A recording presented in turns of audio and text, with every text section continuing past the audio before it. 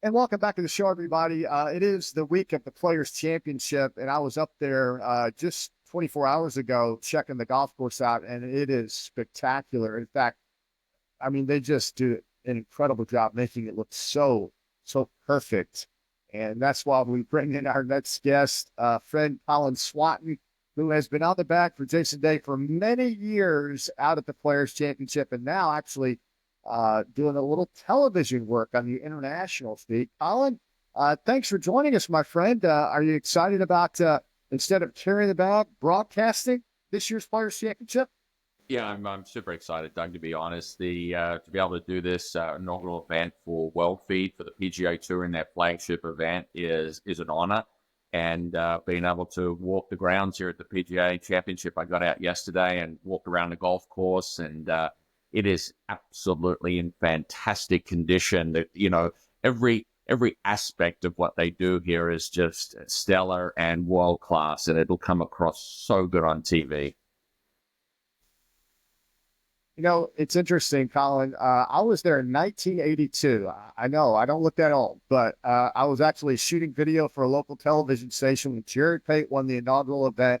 And the golf course then was extraordinary, but it was a thick forest throughout the property. I mean, if you hit it off the beaten path, don't even look for the golf ball. And you don't know what was in those trees as far as animals and things like that. But then they cleared it out over the last 30, 40 years. And it really is, it is a beautiful course, isn't it? Oh, it's absolutely gorgeous to think, basically they bought this place for, less than $5, and then have, been able to transform it into really a wonderland for these guys for this week. That you talk about clearing out certain aspects of the golf course, in particular, when I came back and I took a look at the property of what they've done now from that walk from the ninth green over to the 10th tee, and they've cleared out that entire area.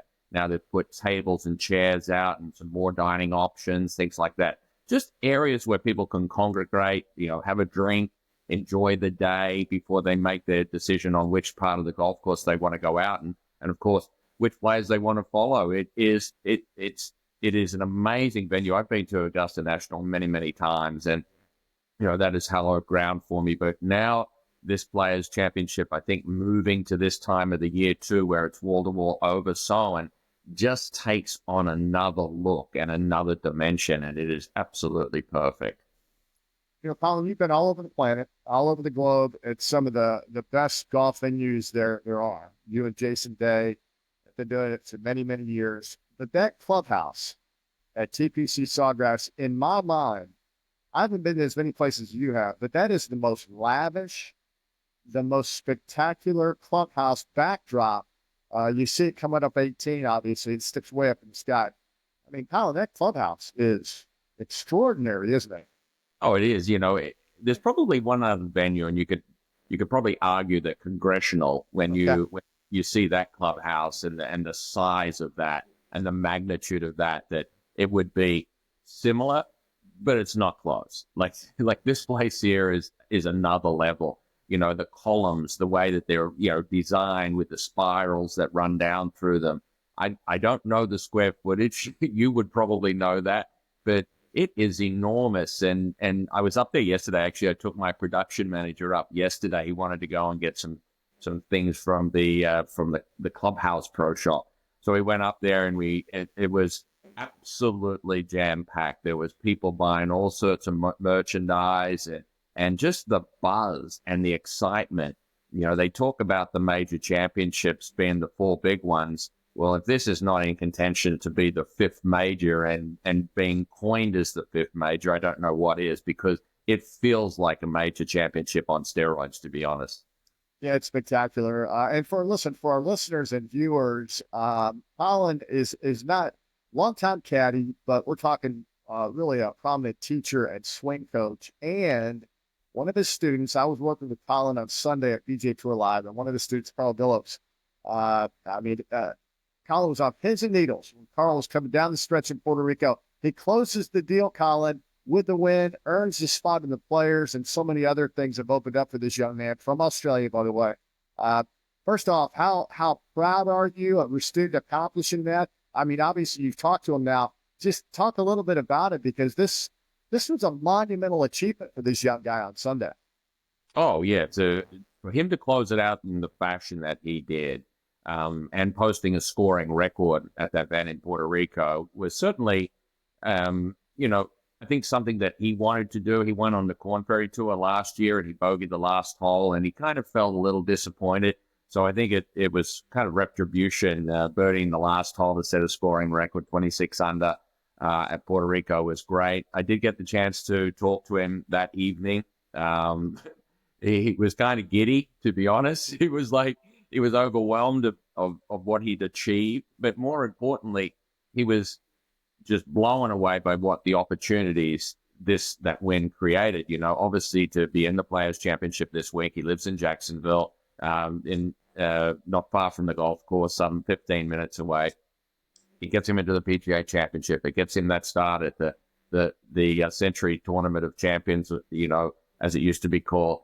So it just gives him now the confidence and the belief, as well as the opportunity to start picking and choosing events. I believe he's also in the Heritage, the first signature event. So, you know, this is, as I've said to him and I've said to other people that have asked me the question, it's like, this is life-changing for him. You know, it was only 8 months ago he was finishing up his, you know, college career at Stanford, and now he's a one-time winner on the PGA Tour too, if you count the Corn Ferry Tour, and, you know, realistically less than 15 starts. So, you know, he's now got probably what feels like a little bit of pressure to perform. I saw him yesterday on the driving range. We did a fairly brief but yet still intense session. He's swinging the golf club beautifully. You know, a little nervous, as to be expected, but certainly trying to embrace the week for what it is as an opportunity to really showcase his talent. Yeah, it's again, it's Carl Phillips for our listeners and viewers. He'll be playing with SW Kim, Siwoo Kim, and Sam Burns the first couple of days. A couple of veterans he's playing with, Colin. Is that a good thing, bad thing, or does it really make a difference? I don't think it makes a difference. They're just going to be two golfers to him, probably. He's going to be able to compartmentalize that and just say, okay, yeah, they are a couple of Grizzly veterans and you know, certainly charismatic in the way that they play. Incredibly, you know, aggressive in nature, bombs it off the tee. Siwoo, obviously, we know what he's done. So it's I think just going to be a matter of feeling comfortable in his own skin. And, you know, he's played here a number of times, so he knows the golf course. It's different when it's prepared for a Players Championship than in regular play. But I think it's just going to be a matter of him feeling somewhat comfortable, embracing the moment, and then just let him just become the golfer that he was a week ago. And it sounds easy, but it's not by any stretch of the imagination. I'm sure he's going to have a couple of, you know, maybe early hiccups, but I think as the week progresses, he'll feel more and more comfortable. Yeah, outstanding story. I hope we don't lose those as we continue to evolve on the PGA Tour. So many things are happening right now, so many moving parts, but I just hope we don't lose stories like that, where a young guy goes and accomplishes his dream by winning, and then all these doors open. All right, let's talk about the man, though. You got back together with Jason Day a week ago. We talked about it on PGA Tour Live. In fact, it was on Golf Channel. It blew up on social media. Colin, NBC Sports, J-Day playing Wyndham Clark and Jordan Spieth, really one of the premier groups that'll be on TV a lot. Jason Day played well last week, caught a little bad swing there at the par 5, the 16th on Sunday, but all in all, good week. He's got to be pleased with what his game is, right? Yeah, I caught up with Jason yesterday. He was in good spirits, just doing a little bit of driver testing. You know, he wasn't quite happy with how he drove the ball last week. I believe he may put a new driver in this week, but certainly what I saw yesterday in our session, I think the new driver is a little bit better than the old one, a little bit tighter dispersion, a little bit further in distance. But he felt good with what he did last week. He was obviously disappointed in the mud ball that you referenced on 16. Said once he saw it was a mud ball, he kind of got a little deflated. He saw his opportunity to try and win the event, sort of slipped through his fingers, made what he considered a little bit of an uncommitted golf swing on 16, and then obviously making bogey on the 18th sort of hurt him. But top 10, plenty of good things to take out of it. You know, he made 19 birdies on the week and an eagle. There was only one player in the field that actually scored more birdies and eagles than him, and that was Keegan Bradley. But, you know, what an opportunity for Russell Henley. Now moves into top 10 in the world. You know, so it's we've seen good signs, and, you know, he's a past winner here at the Players Championship. Yes. So he's familiar with the golf course, albeit a different time in the year that he won. So a little bit different look, but definitely in good form, as you say, coming in. You know, Colin, it's interesting, and I told you this story. We were working together this past weekend, and I guess it was 20 years ago or whatever. You guys Jason made his debut at Brown Deer Park in Milwaukee, an old event on the PGA Tour, which was opposite the Open Championship at the time. You guys came over. And he finished just outside the top 10. Another Aussie, Nathan Green, I think edged him out, as we were discussing on the show last week. Did you have any idea, or when you look back over the last 2 decades, and you guys together have accomplished so much, life moves on, Jason's married, has beautiful family, you have a family. I mean, so many things have happened, but can you look back at this period of time? It's gone by fast, I know, but man, you have to look back so fondly with what you accomplished coming to the United States and now what you guys have accomplished together. Oh yeah, you referenced Brown Deer Park and the first time that he got to play on the PGA Tour, and obviously he's changed incredibly in physique and Right. but also too he's developed, and he got obviously to the number one player in the world, and an incredible climb and an incredible journey along there. Did I think he would get to number one in the world? I can honestly say I thought he could. Wow. I told him when he was probably, I don't know, maybe 15 or 16, when he was in my office one day, and he said, what do you think? Do you think I can ever become the best player in the world? And I said, certainly what I've seen with regards to your work ethic and the way that you go about business, I said, I believe you can. And it was not that I was being cocky or I was, pumping his tires or anything like that, but he just had this unwavering passion and desire to be better than anybody. He'd out practice everybody. He would, just work harder than anybody. He'd listen to everything that you said and would go away and think about it and then come back and then have it reinforced. There was just that maturity and that desire and that motivation and belief in me and belief in himself that he could do it. And then you start the journey hoping that it happens, and then obviously to see it come to fruition and become the best player in the world, it's certainly exciting. As a player, he's learned a lot. As an instructor, I've learned a lot. And then hopefully you can pass those experiences on to other players, in this case, Carl and things like that. So I've been very fortunate, and it's just great to be back with him, hopefully to, let's just say, write the last chapter.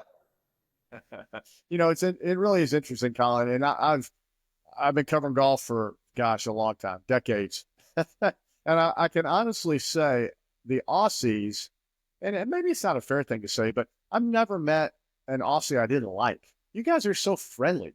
And dating back to, when Greg Norman first came over to the States, and I walked and talked with him all the time. He was always amiable and gave interviews openly and gave honest answers. And then, of course, J-Day and Adam Scott. And there's been so many. Mark Leishman, it was a super guy. Cam Smith, when he was out on the PGA Tour, past champion with the Players, by the way. I mean, I don't know, Colin, such a long line of Aussie golfers, and they've all been Rod Pamplin, one of the nicest guys I've ever met. I mean, I don't know. What is it with you guys? What is it, in the water in Australia or what? Maybe it's the water we swim in, Doug, to be honest. I don't know, but I guess it's in our nature. We're easygoing in nature and in personality. It's just a trait of being an Australian, barbecues and get-togethers and outside social events and things like that.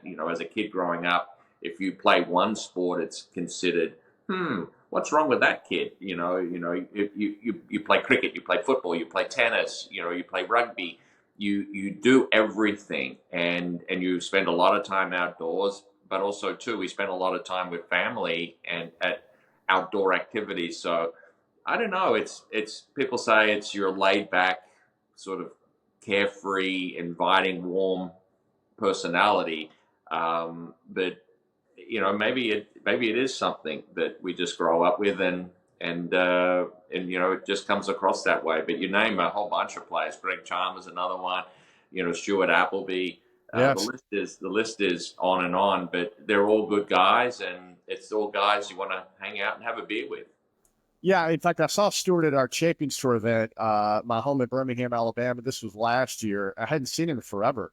And gosh, he greeted me like we were long lost friends. So it was so nice and refreshing as we talked for 30 minutes on the range there. Hey, I wanted to ask you some questions before I let you go, because the commissioner spoke yesterday. Really, the State of the Union address, if you will, for the PGA Tour was very upbeat, extremely positive. Some of the things he's going to experiment with on the Korn Ferry Tour with rangefinders, measuring devices. He's going to see how it goes and potentially implementing that, I would think, in 2026, maybe on the PGA Tour. What do you think? Good idea or bad idea? What do you think? Well, they've tested it for long enough on the PGA Championship, allowing rangefinders at that event. Do I think that's going to be the be end and end all to speeding up play? Probably not. Most of these caddies out here, the professional caddies on the PGA Tour and the tours around the world, they know their responsibility is to get the number. Half the time they've got the number before their players actually got to the ball. But when you start raising purses, this week is over $4 million to the winner. I think if you come in fifth this week, you'll still be a millionaire. So when you start putting that amount of money on it, you start elevating events or making now signature events with limited fields. I think what that does is it really places even more of an emphasis on each and every shot that they hit, because it has such a consequence. There's always going to be the 51st guy or the 70th guy or the 125th guy, or in this case now the 100th guy in the world. On the FedEx Cup. So I think my opinion would be, I think until you start penalizing the players with strokes, I think that will be the only time that you're going to see a difference. Even Justin Thomas came out yesterday in his press conference here at the Players Championships and said, I believe I'm one of the slower guys out here on I the heard you pitch. say that. And he said nobody wants to get labeled. So by advertising that in the locker room or things like that, will that encourage people to be a little bit quicker? Of course. But at the same time, the consequence for making a mistake now is so extreme. These guys don't want to call a rule on themselves. They don't want to do it without a rules official present. The time it takes for the wind to subside, or feel committed to a golf shot, all of that adds up to 5 hours or 4 hours and 45. So it'll be interesting to see how the data comes back on the Korn Ferry Tour to see whether it's actually speeding up play and making it quicker. But at the end of the day, while you can pay a fine and get away with slow play, that's fine. But until you actually start doing strokes, and that really affects the bottom line of a golfer with regards to where they finish on the FedEx Cup, I don't think you're going to really see a massive push to speed play up. Well, I think they're also going to implement stroke penalties for Korn Ferry Tour players, not only implementing the rangefinders, but also timing players as well. I don't know how they're going to implement that, but I guess they're going to experiment on some of the Korn Ferry Tour and some of the other tours, and then just see where it goes as far as the PGA Tour. All right, a couple other thoughts I want to get from you, because, again, the commissioner was very positive. Ratings are up in television, especially for these signature events. More people are watching. Again, what you and I do, PGA Tour Live, is the most watched digital platform in all of sports by a wide margin. Obviously, negotiations are continuing between the Tour and the Saudis, but right now, gosh, a lot of positivity. He talked about the indoor league, the experimentation of debuting that. As a man who's been on the PGA Tour for a long time, Colin, where is the game right now, in your opinion? Because the commish was super positive yesterday, and I think he had reason to be. Yeah, actually, I caught up with Jay Monahan on Tuesday, he echoed exactly the same thing that you're echoing right now, is that the game is in a great place. It's poised for unification, if I could use that word. So I think with everything that's happening in the indoor league, DGL as you mentioned, everything that's happening with Liv and the PGA Tour and the players that Liv has that are exciting players that the Brooks Koepkas of the world, the Bryson DeChambeaus, things like that. Not to take anything away from the Westwoods or the Poulters or the Leishmans or anything like that. It's just whenever you play golf as a golfer that you've grown up for 20 years or whatever it be, you always want to be playing against the best players in the world. And I think anytime that you can assemble the best players in the world, albeit from the Live Tour or the PGA Tour, DP World, Asian Tour, whatever it is, and collectively bring them together to allow them all to compete as individuals, I think is very, very special. And certainly the indications from the commissioner is that, we're not far from that allowing to happen. And I think it's a good thing for golf in general. And, for us in the media, we love the stories. We love the stories, variety of winners that we're seeing. We're seeing young guys coming out of college winning. We're seeing, grizzly veterans winning, and we're seeing a host of in between. So I think it's a great spot that we're in, and I'm certainly excited at the future of it. And lastly, the big cat Tiger pops that Achilles yesterday, has the immediate surgery down in West Palm Beach. He's going to be on the shelf. I mean, unless it's a Bernard Langer comeback, who's the most remarkable guy I know coming back, but it looks like he's on the shelf for at least a year.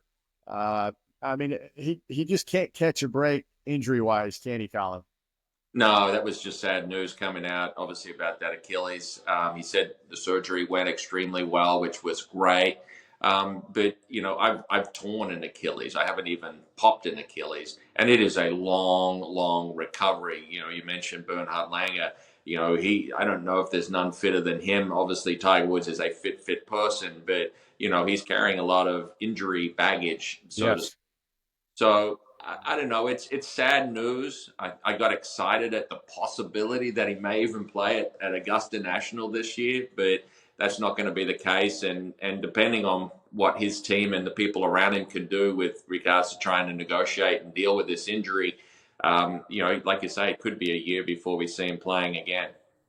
Well, and when that happens, he'll be 50 years old, Colin. So, and I can tell you, when you get to 50, things start happening. I'm just telling you. Yeah, I'm learning that fast, Doug. Trust me. Hey, I gotta end with this though, because last week we were talking, and in the United States, it's March Madness. The college basketball teams are now getting ready for the next 30 days or so. They'll be involved with this crazy basketball tournament, which the country kind of embraces and gets excited about. A lot of gambling, etc. I need to get you involved with that, Colin. I mean, when I asked you last week about that, you threw up the white flag. You didn't know anything about it. I need to educate you on that. You need to get excited about March Madness. I want to get excited. My wife, Lisa, she is so good to me. She comes home with these March Madness brackets, and she says, $5 bracket, this is a $2 bracket. I buy in, but I have no idea. So I need a teacher. I need somebody to instruct me, and who better to do that than you, Doug Bell? All right. Well, just remember now, Auburn, Alabama, Florida. That's all you got to remember. And one of those three, if not all three, could get you to the Final Four. Just remember that. I'm taking notes. Hey, Colin, have a great week on the international feed. Enjoy your time there. I know you will. And good luck to Carl and J-Day. You got two thoroughbreds in the race, and there's always a chance, as they say. Thank you for your time, Doug, as always. Thanks, buddy.